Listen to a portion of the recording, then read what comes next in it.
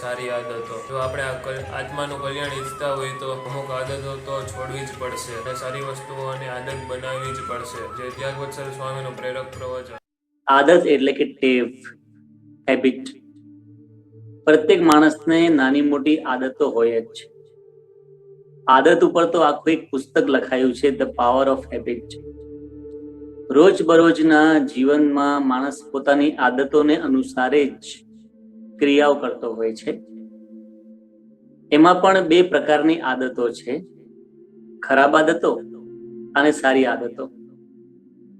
દુનિયામાં ઘણા બધા માણસોને ખરાબ આદતો હોય છે. વ્યસન કરવું એક આદત જ છે, પણ એ ખરાબ આદત છે, જેનાથી માણસનું જીવન છે, પૈસા બગડે છે વગેરે.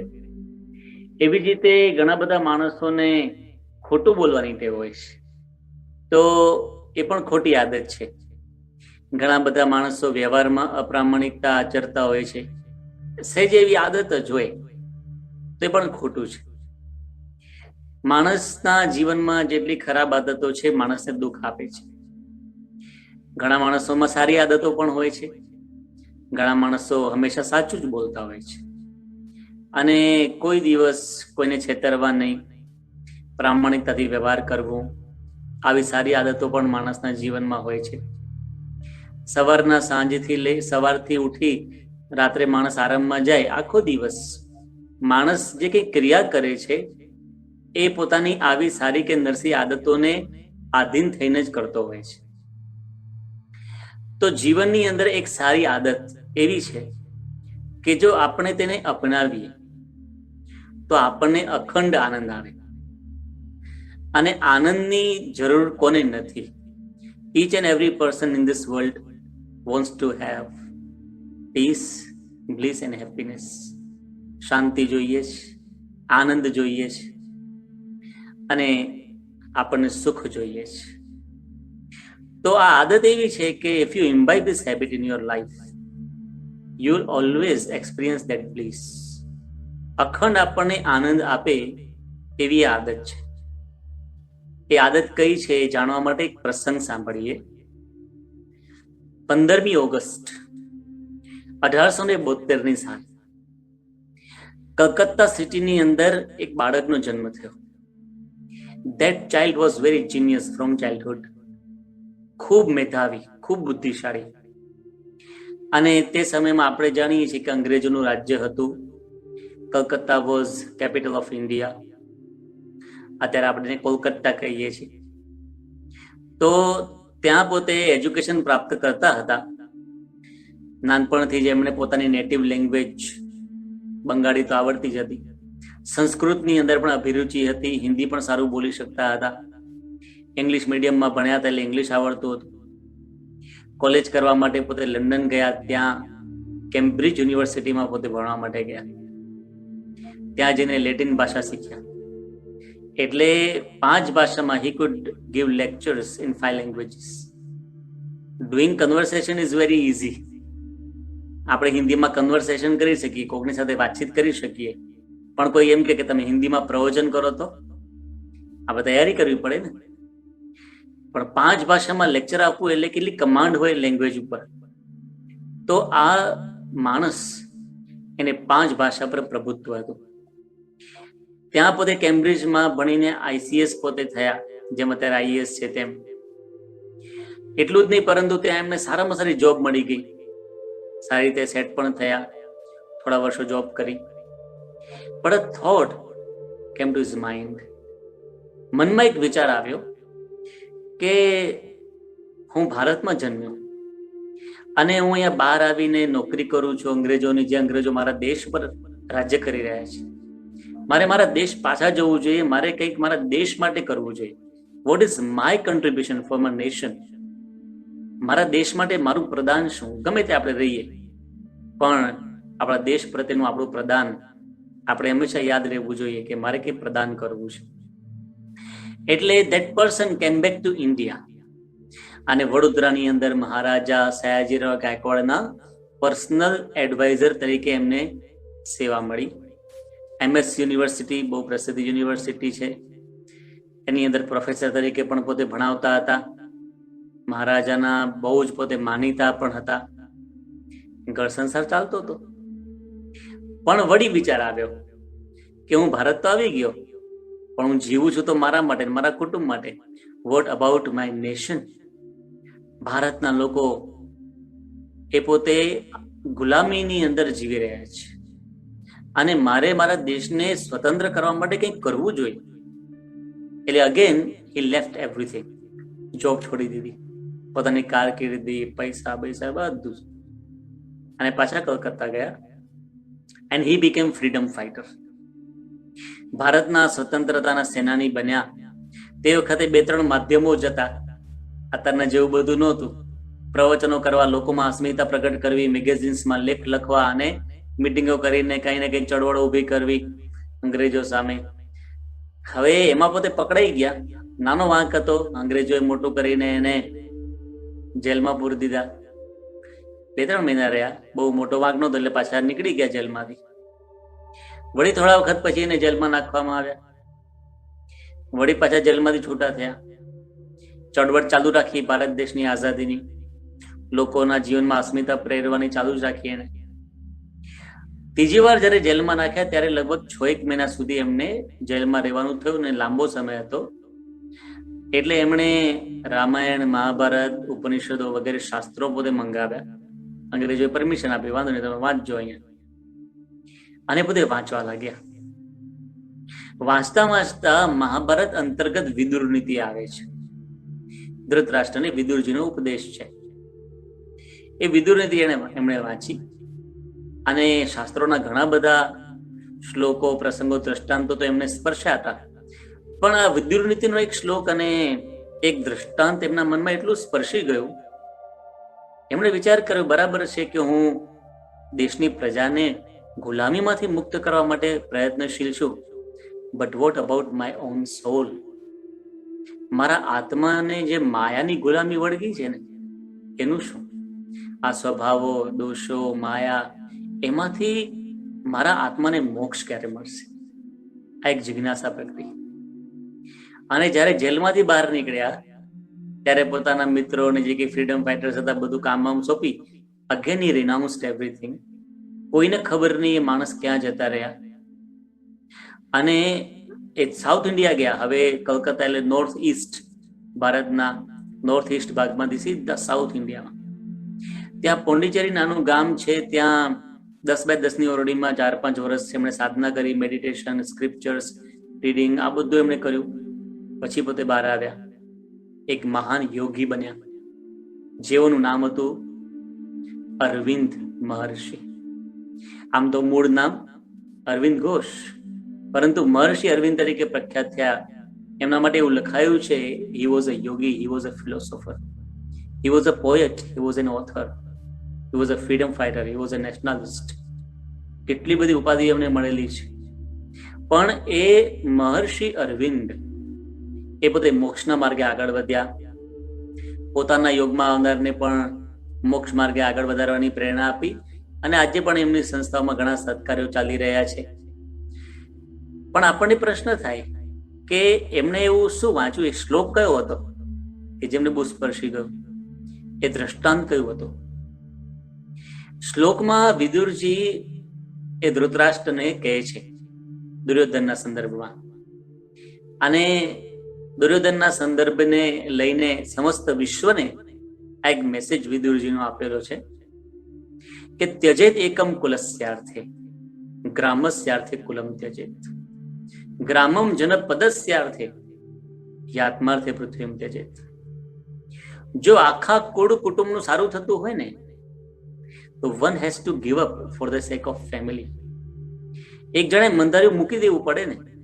આખા કુટુંબનું સારું થતું હોય અને ઘરના એક સભ્ય જો મંદારું લઈને મંડ્યા હોય કે ના આમ જ કરવું છે, તો પછી એને મૂકી દેવું જોઈએ. જો દુર્યોધને છોડી દીધું હોત તો આખા કૌરવ પાંડવ કુળનું સારું થાત કે નહીં? પછી એનાથી એક સ્ટેપ આગળ જાય છે કે ગામનું સારું થતું હોય કે ટાઉન કે સિટી જેમાં આપણે રહેતા હોઈએ, તો for the sake of the village or town or city one family has to compromise.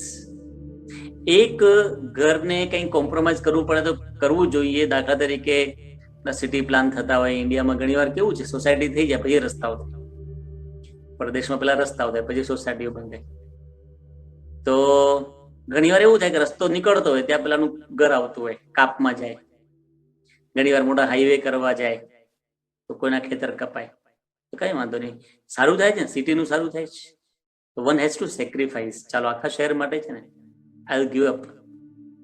સમજાય એવી વાત છે. એનાથી આગળની વાત કરી, ગ્રામમ જનપદસ્યાર્થે, for the sake of the state few villages have to give up. દાખલા તરીકે નર્મદા યોજના થવાની હતી તો એમાં ઘણા એમપીના અને ગુજરાત બોર્ડરના ગામડાઓ ડૂબમાં જતા હતા, એટલે વિરોધ ઘણો થયો બિગિનિંગમાં. We all know that. હવે આખા રાજ્યનું સારું થતું હોય તો અમુક ગામડાએ છોડી દેવું પડે, સ્થળાંતર કરવું પડે કે ચાલો અહીંયા નહીં તો વર્ષોથી અહીંયા રહ્યા છીએ, હવે બીજે જઈએ, કારણ કે ઓવરઓલ આખા સ્ટેટના કરોડો માણસોને લાભ થવાનો છે.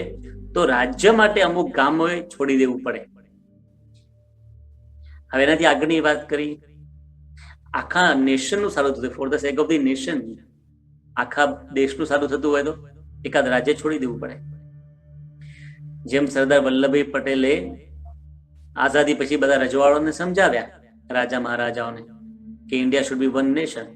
આ બધું ખંડ ખંડમાં વિભાજિત થઈ ગયું છે, તો બધાએ સહકાર આપ્યો અને રજવાડાઓ વિલીન થઈ ગયા, ભારત એક દેશ બની ગયો. એક કાશ્મીરના રાજા હરિસિંહે થોડીક નિર્ણય લેવામાં થોડીક ભૂલ કરીને વિલંબ કર્યો, એનું પરિણામ આજે પણ આપણે ભોગવીએ છીએ. તો for the nation state has to give up. અમુક રાજ્યો છોડી દેવું પડતું હોય છે.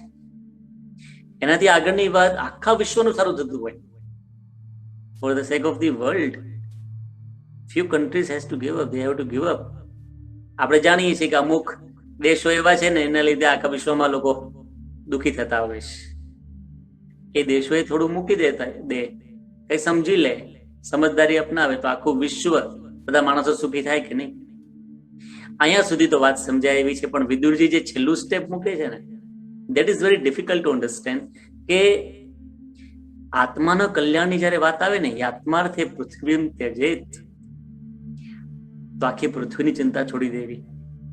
કેવી અઘરી વાત કરી, કેવી મોટી વાત કરી. આત્માનું કલ્યાણ, જે અક્ષર બ્રહ્મ ગુણાતીતાનંદ સ્વામી પોતાની વાતમાં લખી ગયા કે કરોડ કામ બગાડીને મોક્ષ સુધારવો ને કદાપી કરોડ કામ સુધાર્યાને એક મોક્ષ બગાડે તો શું કર્યું.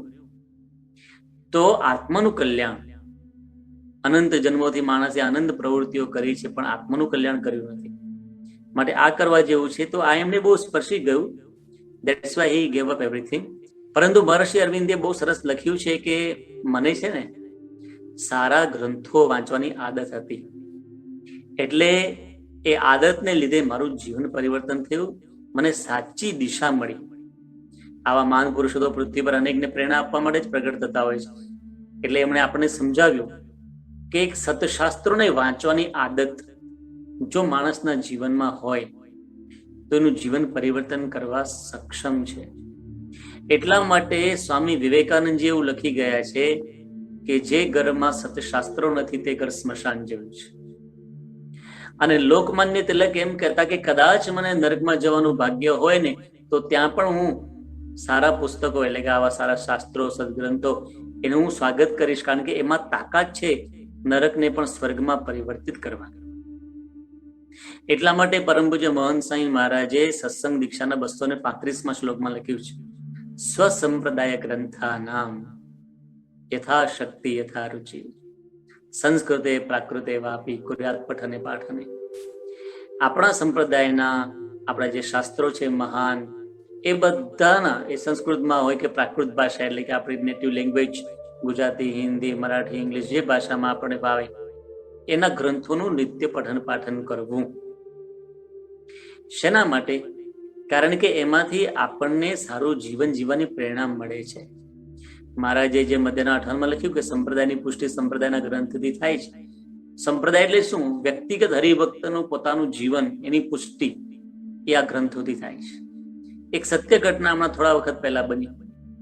એક કાર્યકર છે, એને વ્યક્તિગત રીતે મને વાત કરી. કાર્યકર બહુ સારા છે, રજિસ્ટર, એટલે હું નામ નથી આપતો, પણ એને મને આ વાત કરી કે સાંઈ આ વાત બધાને તમે કરજો. હવે કાર્યકર કેવા? બહુ સારા હરિભક્ત, બહુ નિષ્ઠાવાળા, તન મન ધનથી સમર્પિત, પણ એક ટેવ હતી ટીવી, મૂવી, સિરિયલ જોવાની. અને થોડા બધા અંશે તો ઘણા બધાને હોય છે.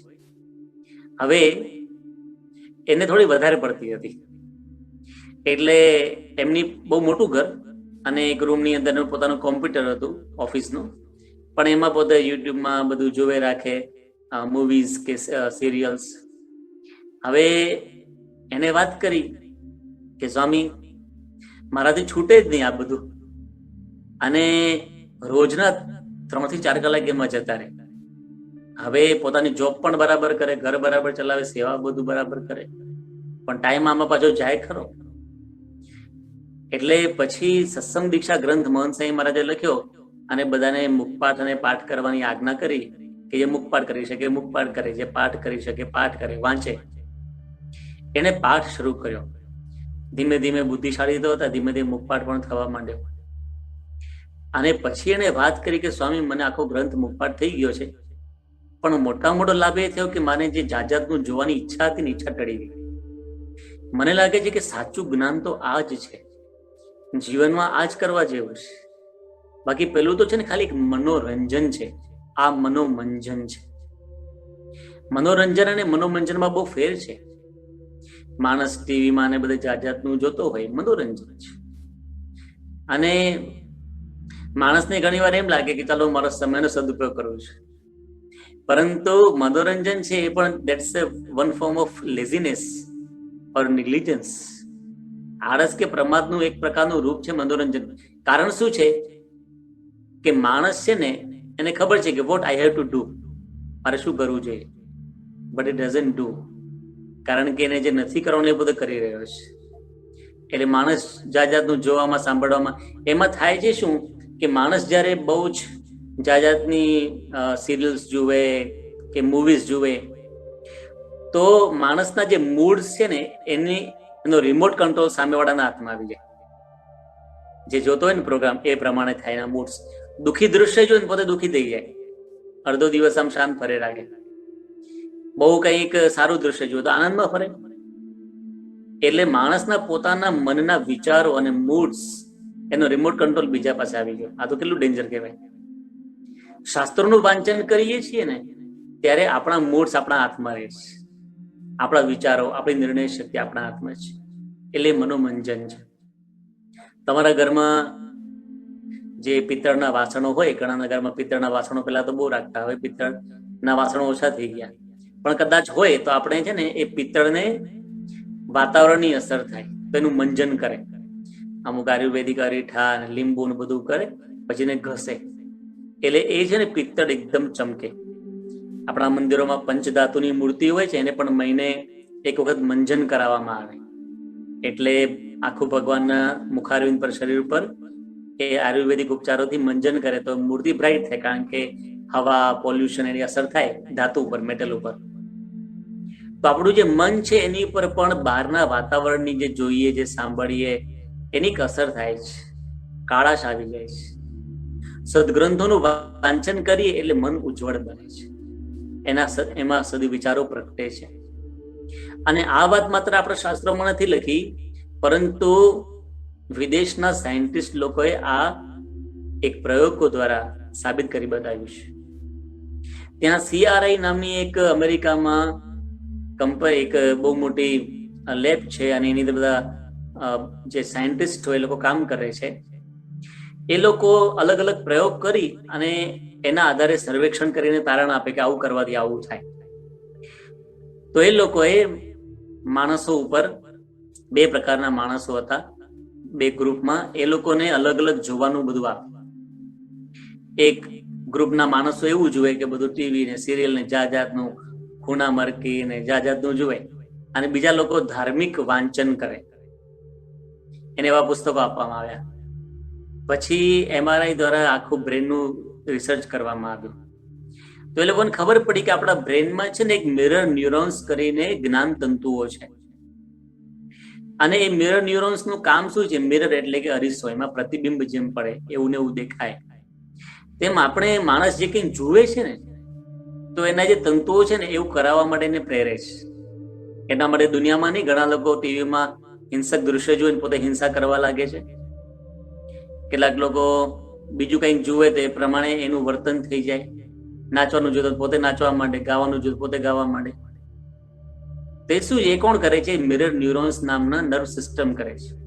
તો એ લોકોએ કહ્યું કે જો તમે સારા ગ્રંથો વાંચો, એવી તમે આદત પાડો કે મારે સારું વાંચન કરવું છે, તો તમારા જે મિરર ન્યુરોન્સ છે ને એ હંમેશા સારું કરાવવા માટે તમને પ્રેરણા આપશે. આ વૈજ્ઞાનિકોએ પુરવાર કર્યું. University of LA, university of New York અને યુનિવર્સિટી ઓફ કેલિફોર્નિયા, આ ત્રણેયના સાયન્ટિસ્ટ લોકોએ એવા પ્રયોગો કર્યા કે માણસોને અલગ અલગ રૂમમાં બેસાડવામાં આવ્યા, અમુકને બહારના મેગેઝિન્સ આપવામાં આવ્યા અને ટીવી સિનેમા જુએ, અને બીજા લોકો જે છે એ પોતે ધાર્મિક ગ્રંથોનું વાંચન કરે. અને એ લોકોએ તપાસ કરી તો ખબર પડી કે જે લોકો ધાર્મિક પુસ્તકો વાંચતા હતા એ લોકોની ઇમ્યુનિટી વધારે સારી થતી હતી, એ લોકોની રોગ પ્રતિકારક શક્તિ સારી થતી હતી, એ લોકો નાની નાની વાતમાં ખીજાઈ નહોતા જતા, નાની નાની વાતમાં ડિસ્ટર્બ નહોતા થતા. પેલા લોકો થઈ જતા હતા. એટલું જ નહીં, પરંતુ નિર્ણય શક્તિના જે તંતુઓ છે એ પણ જે લોકો બહારનું જાત જાતનું જુએ, વાંચે, કરે ને, એના નિર્ણય શક્તિના તંતુઓ ડેમેજ થતા હતા. અને સત અસતનો વિવેક ના રહે કે what I have to do, કયું ડિસિઝન મારે લેવાનું છે. એ લોકો જજમેન્ટ નહોતા લઈ શકતા. જ્યારે જે લોકો ધાર્મિક ગ્રંથો વાંચે, શાસ્ત્રો વાંચે, સારા ઇન્સ્પાયરિંગ બુક્સ વાંચે, એવી જેને આદત હોય, તે લોકોને ખબર હોય કે આ સાચું, આ ખોટું, મારે આ કરવું જોઈએ, આ ના કરવું જોઈએ. એકદમ ક્રિસ્ટલ ક્લિયર એ લોકોના મનમાં નિર્ણય હોય જ. એ લોકો હંમેશા સારું જ કરે. તો આપણા શાસ્ત્રોમાં જે વાતો લખી છે એ બધી આજે વૈજ્ઞાનિકો પુરવાર કરે છે. એટલા માટે આપણે આપણા ગ્રંથો એ હંમેશા વાંચવાની એક આદત પાડીએ. સારા પુસ્તકો વાંચવાની આપણે હંમેશા આદત પાડીએ.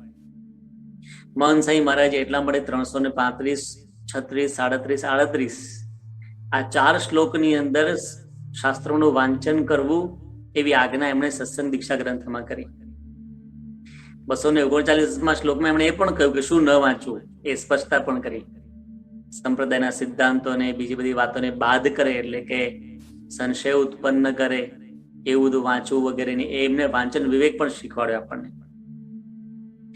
તો પહેલી વાત છે કે આપણું જો જીવન સારું બનાવવું હોય, આપણા જીવનમાં જે કે દુર્ગુણો છે દૂર કરવા હોય, સદગુણોની સંપ્રાપ્તિ કરવી હોય, તો we have to imbibe this habit of reading scriptures. શાસ્ત્રો વાંચવાની એક આદત આપણે પાડીએ. બીજી વાત છે કે જ્યારે આપણે શાસ્ત્રોનું વાંચન કરવાની આદત પાડીએ છીએ ત્યારે ભગવાન અને સત્પુરુષ રાજી થાય છે. અને આપણો અલ્ટિમેટ ગોલ તો આ જ છે, રાજીપો. ભગવાન અને સંત આપણી પર પ્રસન્ન થાય તો ઓટોમેટિકલી અંતરમાં આનંદ રહ્યા કરે, અંતરમાં શાંતિનો અનુભવ થાય. કારણ કે આપણે સત્શાસ્ત્રોનું વાંચન કરીએ તો જીવનમાં પણ સદગુણ આવે, ભગવાન સંત રાજી થાય જ ને. 1983ની સાલમાં પ્રમુખ સ્વામી મહારાજ ગોંડલની અંદર વિરાજમાન હતા અને એક શિબિર હતી. શિબિરની અંદર બધા હરિભક્તો, કાર્યકરો પધાર્યા હતા. અને પછી બધા સંતો શિબિરમાં બધાને કઈ ને કઈ નિયમ આપે કે આપણે જ્યાં છીએ ત્યાંથી આપણે એક સ્ટેપ આગળ વધીએ, આપણે એકાદ નિયમ લઈને જઈએ. પછી બધાના ફોર્મ ભરવાના હતા અને એ ફોર્મ બધા બાપાને બતાવવાના હતા, પછી ઘરે જ લઈ જવાના હતા. એટલે પોતાને દ્રઢતા રહે કે મેં પ્રમુખ સ્વામી મહારાજના સાનિધ્યમાં શિબિરની અંદર એક નવો નિયમ લીધો છે, તો I have to follow this નિયમ. એટલે બધા કાર્યકરો આવતા હતા. એમાં એક કાર્યકર ફોર્મ લઈને આવ્યા અને બહુ નિખાલસપણે, સત્પુરુષ આગળ તો આપણે એકદમ ફ્રેન્કલી, નિષ્કપટ ભાવે જ કહેવાનું હોય. એને કહ્યું, બાપા હું ઘણા વર્ષોથી કાર્યકર છું, પણ છે ને સ્વામીની વાતોને વચનાત મેં ઉપાડ્યા જ નથી. એટલે કે આઈ હેવ નેવર ટચ્ડ વચનાત સ્વામીની વાતો, અડ્યો જ નથી. ખોલવાની ને વાંચવાની ક્યાં વાત છે, કે હું અડ્યો જ નથી. પણ સ્વામી આજે હું શિબિરમાં આવ્યો છું તો મેં નિયમ લીધો છે કે આજથી હું વચનામૃત સ્વામીની વાતો અને આપણા શાસ્ત્રો એનું વાંચન કરીશ. તો Pramukh Swami Maharaj, he was very pleased with that haribhakta. બાપાએ એવો ના વિચાર કર્યો, આપણે શું વિચાર આવે, આટલા વખતથી સત્સંગમાં છો, કાર્યકર છો, હજુ વચનને અડ્યા નથી એમ. See we get disturb. પણ બાપા છે ને ડિસ્ટર્બ ના થાય, સ્વામી રાજી થયા. સ્વામી એનું માથું નમાવ્યું, યોગી બાપાની સ્ટાઇલથી એમ ધબ્બો માર્યો અને સ્વામી કે અમે બહુ રાજી થયા, તમે આવો નિયમ લીધો ને તો મારા સાંઈ ખૂબ રાજી થશે, ખૂબ સત્સંગ પાકો થશે. એમ કહીને બાપાએ આશીર્વાદ આપ્યા. હજુ તો નિયમ જ લીધો છે, વાંચવાની શરૂઆત તો કરી જ નથી, તો એ બાપા રાજી થઈ ગયા. તો સત્પુરુષનો રાજીપો મળે છે. યોગી બાબા તો એમ કહેતા કે સ્વામિનારાયણ પ્રકાશ જે આપણું આવે છે ને મેગેઝિન, એ નિમિત્તે પોતે વાત કરતા, એટલે આપણા શાસ્ત્રોની જ વાત છે. સ્વામી કે એને કોઈ જુએ, દર્શન કરે, અડે ને તો એ પાપ બળી જાય. સ્વામી કે સ્વામિનારાયણ પ્રકાશ કોઈ વાંચે તો પંચ મહાપાપ બળી જાય. આવી રીતે યોગી બાબા પોતે વાત કરતા. એટલે એમનો કેટલો રાજીપો છે આ બધા શાસ્ત્રો વાંચવામાં, એ આપણને ખ્યાલ આવે. વર્તમાન કાળે ગુરુહરિ પરમ પૂજ્ય મહંત સાંઈ મહારાજ પણ સમય સમય આપણને આવી દિવ્ય પ્રેરણાઓ આપી રહ્યા છે. આપણે સૌ જાણીએ છીએ તેઓ અત્યારે નૈનપુરમાં વિરાજમાન છે. અને થોડા વખત પહેલા પૂજ્ય આત્મ સ્વરૂપ સ્વામી એક હરિભક્તનો ફોટો લઈને મહંત સાંઈ મહારાજ પાસે ગયા અને કહ્યું કે સ્વામી આ લંડનના હરિભક્ત છે, રાવજી કાકા નામ છે, 94 વર્ષની ઉંમર છે, પરંતુ એમણે શાસ્ત્રો વાંચવાની જ આદત છે, બીજી કોઈ આદત નહીં. ઘરમાં થાળ આરતી પૂજા પાઠ કરે, આખો દિવસ શાસ્ત્ર વાંચે. એને લીધે એમની તબિયત સારી રહે છે, સ્વભાવે સારા છે, ઘરમાં બધા એમને માન સન્માન આપે. ઘણી વાર મોટી ઉંમર થાય ને પછી સ્વભાવ બદલાવા માંડે, ટકટક શરૂ થઈ જાય, ઘરમાં કોઈને ગમે નહીં. પણ સારા ગ્રંથો વાંચવાની આદત હોય ને એના સ્વભાવ સારા જ હોય, પછી ધીમે ધીમે એના જીવનમાં ઉતરે જ. એટલે એનું માન પણ જળવાય, સન્માન પણ બધા આપે, રિસ્પેક્ટ આપે. એટલે આત્મ સ્વરૂપ સ્વામી વાત કરી કે બાપા એમને આ વાંચવાની ટેવ છે ને, 94 વર્ષની ઉંમર છે તો એ વાંચે રાખે છે. ઘણી વાર તો આપણે યુવાન અવસ્થા હોય, આંખે સારું દેખાતું હોય તો ઘણા ન વાંચતા હોય, પણ કેટલી શ્રદ્ધા કહેવાય એ હરિભક્તમાં. એટલે જયારે આવી વાત કરી તો મહંત સાંઈ મહારાજ બહુ રાજી થયા અને ફોટા પર આમ હાથ ફેરવવા માંડ્યા, જાણે કે સામે પ્રત્યક્ષ હરિભક્ત હોય અને એના માથે બાપા પ્રેમથી વાલથી હાથ ફેરવતા હોય એમ બાપા ફોટા પર હાથ ફેરવવા માંડ્યા. અને સ્વામી કે આ તો બહુ બઢિયા કહેવાય, બહુ આવી રીતે અંતરમાં એને કેટલો મહિમા હોય, શ્રદ્ધા હોય તો થાય. પછી સ્વામીએ કહ્યું, સ્વામી કે આમનો ફોટો અને આ પ્રસંગ સ્વામિનારાયણ પ્રકાશમાં છપાવજો, એટલે બધા હરિભક્તો વાંચે અને બધાને પ્રેરણા મળે. તો આપણે 3 વાત કરી કે આદત તો દરેકના જીવનમાં હોય છે, પણ જે સત્શાસ્ત્રોના વાંચનની આદત છે એ આપણું જીવન બદલે છે, એટલે સારી દિશામાં લઈ જાય છે જીવન. બીજું કે સત્પુરુષ એમનો રાજીપો આપણને પ્રાપ્ત થાય છે અને જીવનમાં સત અસતનો વિવેક આવે છે, નિર્ણય આપણે શું લેવો જીવનમાં એ પણ આપણને ખ્યાલ આવે છે. તો આવી સત્શાસ્ત્રોને વાંચવાની સારી આદત આપણે આપણા જીવનમાં અપનાવીએ અને અખંડ આનંદનો અનુભવ કરીએ. એ જ ભગવાન સ્વામિનારાયણ અને ગુરુહરિ પ્રમુખ સાંઈ મહારાજ તેમજ મહંત સાંઈ મહારાજના ચરણોમાં પ્રાર્થના. શ્રી સ્વામિનારાયણ ભગવાનની જય.